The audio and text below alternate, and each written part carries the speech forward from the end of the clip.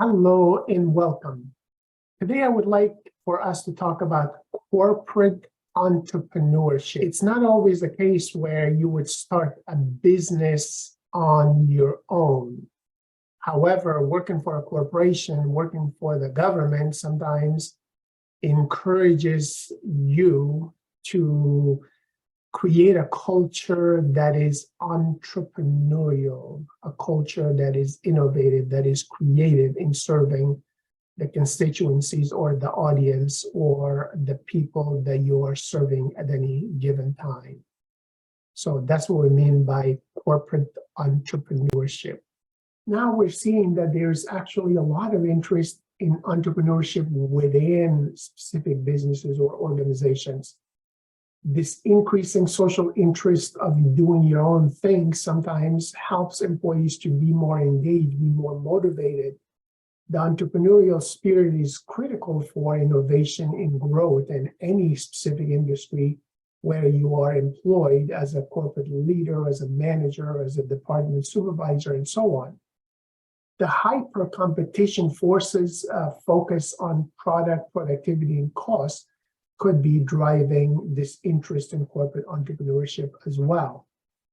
Developing corporate entrepreneurship helps us overcome resistance to flexibility, to growth, into diversification of your products and services in the local, national, or international communities.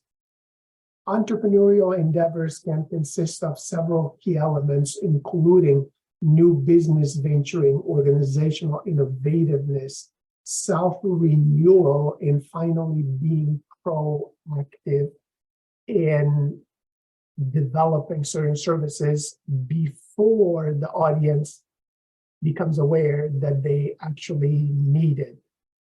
Both entrepreneurship and strategy have important implications for the performance of any organization, any department, any firm. We need to have a strategic orientation, though. Strategic orientations are those factors that are inputs into the formulation of an organization's overall strategy. Entrepreneurial management is driven by opportunity, not necessarily resources. Resources do not constrain entrepreneurially managed firms. So just because you lack the resources does not mean you do not take advantage of the opportunities that might exist in a corporation or an industry. An entrepreneurial orientation toward opportunity allows you and your company, your employees, to rapidly pursue those opportunities. In other words, you're seizing the windows of opportunity before it disappears. In contrast, traditional firms emphasize the collection and analysis of information and data over and over until a point of perfection, which may never come. Sometimes these traditional firms miss the window of opportunity because there's no such thing as perfect information to make the decision with 100% certainty. In entrepreneurial orientation towards the commitment of the resources minimizes resources needed to pursue the opportunity. The traditionally managed firms commit resources on a large scale. Entrepreneurially managed companies and organizations are less concerned about the ownership of resources than about access to those resources. In comparison, traditionally managed companies and firms focus on the ownership and the accumulation of resources. They believe that they are self-contained if they control their resources. They differ in the entrepreneurial orientation toward the control of the resources. So think about, do you want to be entrepreneurially oriented or do you want to be traditionally oriented firm that requires the control of resources and the collections and accumulation of resources? Let us look at this chart with comparison of entrepreneurial mindset versus traditional mindsets that may exist in corporations. As you can see here on this chart, you have entrepreneurial focus, you have the dimension, and then you have the administrative focus or the traditional firm that tends to focus on those elements. So in terms of strategic orientation, the entrepreneurial orientation means they are driven by perceptions of the opportunity, where the traditional firms are driven by controlling of the resources. When it comes to commitment to the opportunity, the entrepreneurial focus means revolutionary with short duration. However, traditional firms basically sees it as evolutionary with long duration. With regards to the commitment of resources, entrepreneurial focus means many stages with minimal exposure. However, administrative or traditional focus means a single stage with complete commitment out of decision. So then you have control of resources, management structure, reward philosophy, growth orientation, and entrepreneurial culture. When it comes to the entrepreneurial culture, the entrepreneurial orientation means promoting broad search for opportunities. However, the administrative or traditional firms sees opportunity search being restricted by the controlled resources or failure being punished. So we need to move away from the traditional mindset to an entrepreneurial mindset in the organization where you and I serve as managers, as role models, as leaders, as supervisors. And when we're creating our own businesses, obviously we will focus on the entrepreneurial side because you don't need a huge amount of resources in order to take advantage of opportunities in today's environment. For example, if we see companies wanting to grow global immediately or quickly, they don't need to establish a branch or a wholly owned foreign subsidiary in another country. They simply create a website and make exporting possible by partnering, by outsourcing some of these functions. So an entrepreneurial orientation toward management structure is organic with fewer layers and many communication channels. A traditionally managed company structure is suited for internal efficiencies of allocating controlled resources. However, entrepreneurially managed firms tend to focus on pursuing the opportunity that represents a new value for the firm. They have an entrepreneurial philosophy towards rewards. However, traditionally managed firms reward based on responsibilities, which are determined by the amount of resources that a worker actually controls at any given time in the department or in the organization. So a firm with an entrepreneurial orientation toward growth tends to have a strong desire to expand the company rapidly. But traditionally managed companies prefer growth to be slow, to be steady, so they can be in control of it all the time. In a way, culture distinguishes entrepreneurially in traditionally managed firms. Entrepreneurial orientation toward culture encourages the generation of ideas, the experimentation of different means and different ways of doing things, and the creative output. A traditionally managed firm's culture means employees first assess the resources it controls before they can actually take advantage of an opportunity or act on an opportunity. So most firms tend to fall somewhere between a traditionally managed organization and one that is entrepreneurially managed. You can create a culture of entrepreneurial orientation by encouraging experimentation, creativity, and innovation with all of the employees, by allowing and encouraging them to take risks. So what are some of the characteristics of an entrepreneurial environment?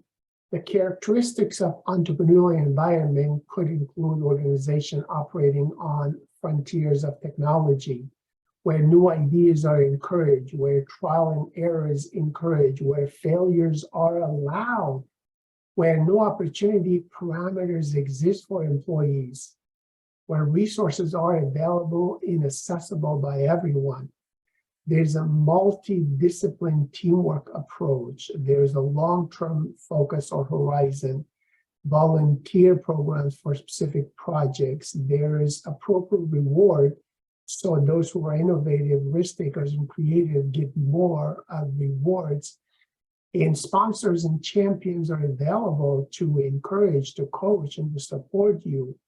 Also, another important characteristic of an entrepreneurial environment is that top managers are committed. They do encourage, they do reward those who are taking risks.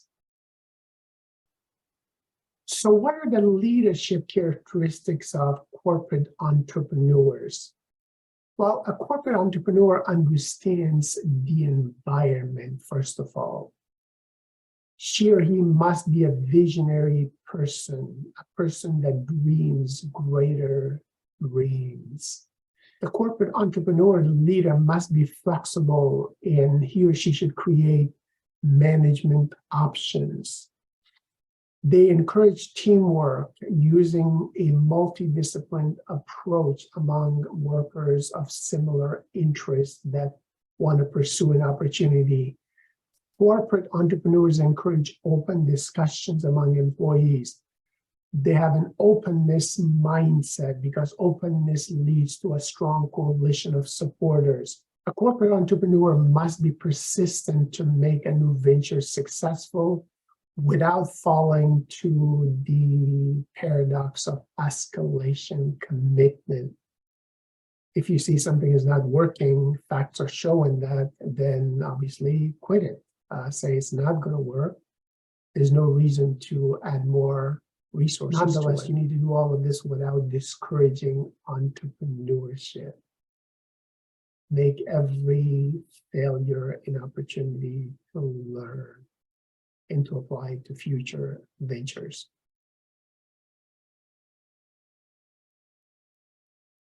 So how do we establish corporate entrepreneurship?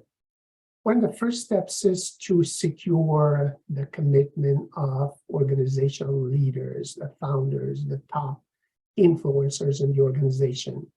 Then you need to identify areas of interest and the resources that are available. Third, use technology to make the company more flexible. Fourth, interested managers will train employees that are interested in developing their entrepreneurship skills. Fifth, develop ways to get closer to the customer so you can quickly become aware of their needs and desires and fill them with those entrepreneurially minded employees.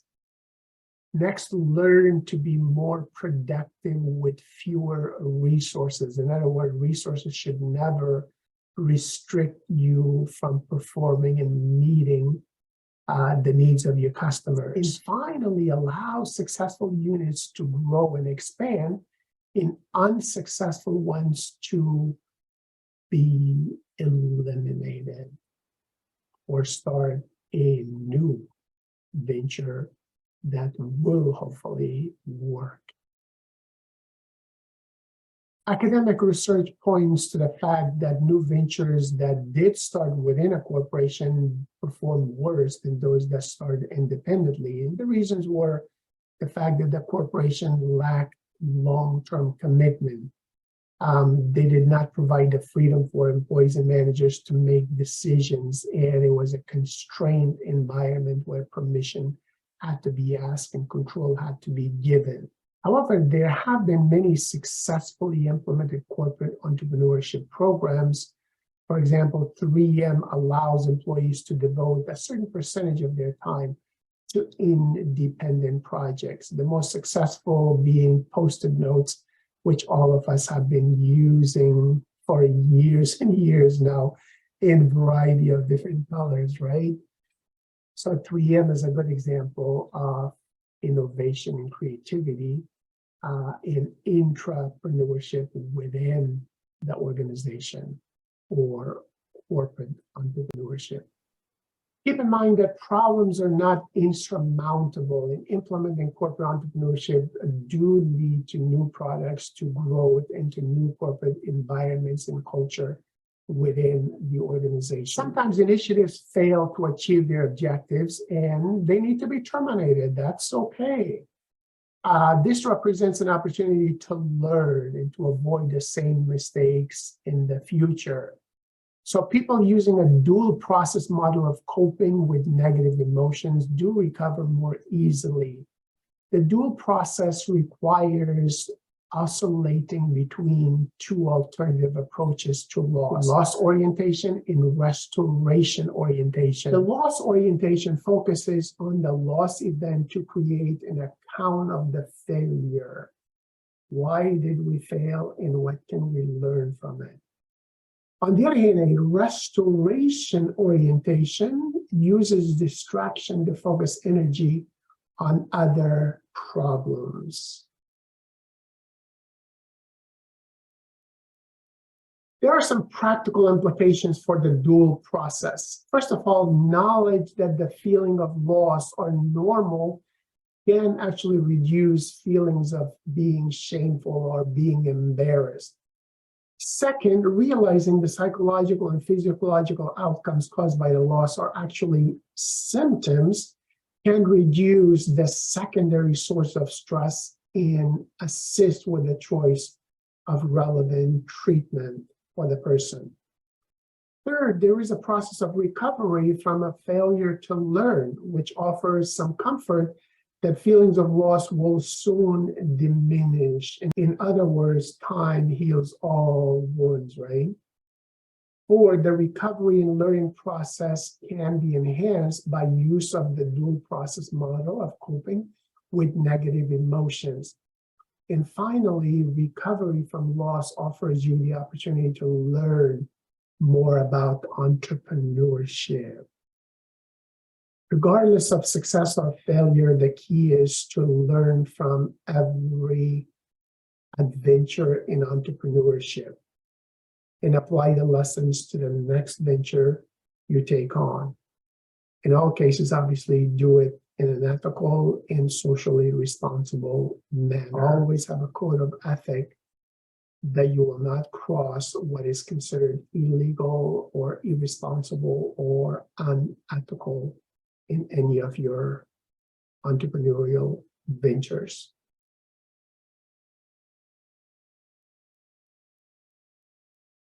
For the time being, I want us to reflect on the idea of entrepreneurs and managers. Do they differ when it comes to ethical conduct? Let us reflect on this topic for a few minutes. So the question is, do entrepreneurs and managers differ in ethical conduct? Experts say that ethical conduct is of critical importance. It appears that this is even more so in the current hyper-competitive and global business environment in which most firms operate. In these environments, competitors act in ways that disrupt the status quo and attempt to charge the rules of the game. In such environments, competitors act in ways that disrupt the status quo and attempt to change the rules of the game to suit them to disadvantage others. Although in such an environment, the temptation is to respond in a way necessary to maintain the status quo in or the firm's advantage, including unethical behavior, it appears that entrepreneurial firms are setting a very high standard of ethical conduct, a standard that will hopefully motivate others to follow suit. While investigating the decision-making of 165 entrepreneurs and 128 managers, one study found little difference between managers and entrepreneurs and their ethical decision-making. This provides some indication that the legal, the cultural, and educational factors in which people are embedded has an influence on the ethical conduct. Although managers and entrepreneurs were largely similar in their ethical decision-making, the study did find that in some instances, entrepreneurs were more prone to hold more ethical standards. Specifically, managers faced the issue of needing to forego their personal values for those of the organization more than did entrepreneurs. This kind of makes sense because entrepreneurs can create their organizations such that there is little, if any, discrepancy between the values of the organization and the entrepreneur, him or herself. Entrepreneurs were more ethical in terms of not taking longer than necessary to complete a task and not using company resources for personal use. Indeed, these results are consistent with the notion that entrepreneurs believe that the firm is part of their property and therefore treated more fairly than managers who are less likely to view the organization as part of their personal property.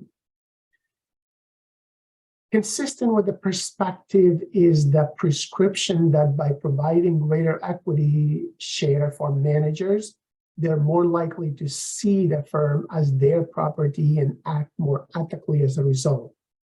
In addition, as managers and entrepreneurs develop stronger relationships with customers and other stakeholders, they are likely to value these relationships more and as a result, be more ethical in their conduct toward those communities.